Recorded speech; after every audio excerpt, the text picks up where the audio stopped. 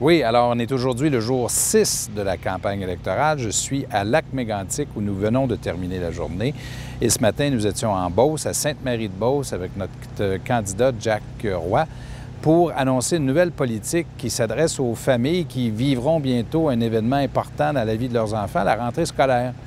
Et nous avons annoncé une politique qui s'adresse directement aux besoins des familles. Nous voulons donner une contribution de 100 $ aux familles qui ont des enfants qui rentrent à l'école publique pour que ces familles puissent avoir davantage de ressources pour assumer les coûts des fournitures scolaires. Alors, la politique que nous annonçons s'adresse à tous les enfants des écoles publiques.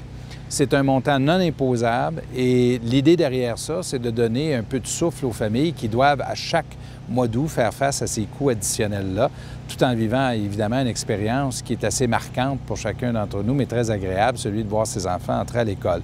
À ça s'ajoute également un effort supplémentaire pour l'aide aux devoirs. Notre gouvernement a mis ça en place il y a quelques années. C'est un budget de 20 millions de dollars que nous allons doubler à 40 millions de dollars. L'idée derrière ça, c'est de venir en aide aux enfants dont les parents ont des horaires atypiques, d'aider davantage les parents qui, eux, aident leurs enfants avec les devoirs, mais aussi de pouvoir aider les enfants pendant les périodes d'examen. On travaille beaucoup avec les groupes communautaires pour l'aide aux devoirs et c'est une mesure qui a eu des effets sur la réussite scolaire des enfants. Alors, c'est une façon d'aider davantage les parents et d'aider les familles. Pendant la journée, ça a été l'occasion aussi de voir, moins de 24 heures après l'arrivée de M. Duchesneau à la CAQ, à quel point il y a derrière ça pas mal d'improvisation. M. Duchesneau a annoncé ce matin que c'est lui, paraît-il, qui va nommer les ministres au Conseil des ministres, alors que M. Legault est le chef du parti. Il a dû évidemment le contredire. Tout ça, bien, ça laisse présager quoi? Quand on veut gouverner le Québec, surtout dans une période aussi importante, alors que sur le plan économique, il y a des grands défis dans le monde. On veut créer de l'emploi, on veut de la stabilité. On peut pas se permettre de l'improvisation dans la conduite des affaires du Québec. C'est pas le temps.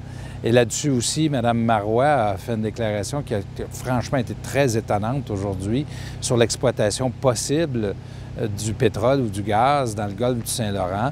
Il est possible de le faire suite à une entente que mon gouvernement a conclue avec le gouvernement fédéral, que Mme Marois nous pressait de conclure parce qu'elle disait-elle qu'il faut absolument exploiter ces ressources-là, qui ne seront en passant exploitées qu'à une condition, là, on n'est pas rendu là, à la condition que ce soit fait sur le plan environnemental de manière correcte et que ce soit sécuritaire et qu'on protège notre environnement naturel, incluant l'archipel des îles de la Madeleine.